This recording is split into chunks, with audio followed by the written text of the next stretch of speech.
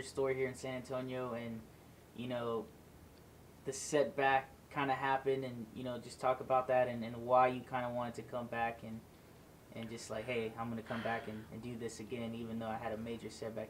I got a call one morning because I did have one guy working in there with me. He was a good friend of my son's, and it helped to have somebody being able to open up and stuff like that, and somebody you can trust, somebody you know.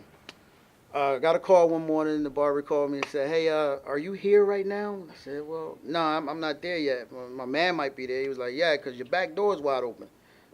So I said, "Well, let me call him up." I called my guy. He said, "No, I'm not there yet." So I jumped in the car, drove over to the shop, and back door was wide open. We walked through, and it was in shambles basically. But the guys that did it, I don't know. Well, I know how they did it. They came on bikes with backpacks, so they couldn't get as much as they wanted. And I guess they call themselves taking key things. But just from the way it was done, I could tell whoever it was just didn't know what they was doing, because they left like some real major heat. They took sneakers sitting next to the heat and left the heat.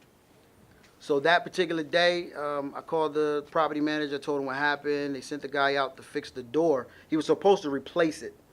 And he came out and just kind of jimmy rigged it and was going to replace it the next day.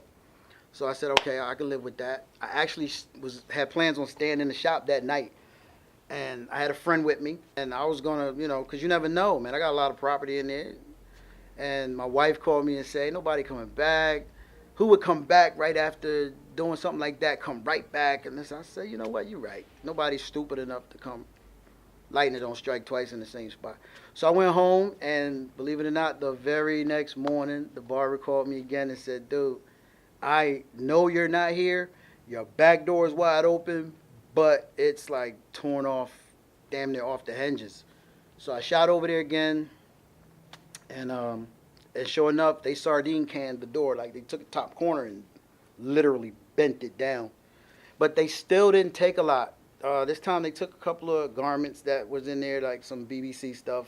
They got stuff like that. They did take a couple more pair of sneakers, but nothing major. So at that point, we decided to just pack it up, and we packed up everything in the shop, got us a U-Haul, and we took everything home.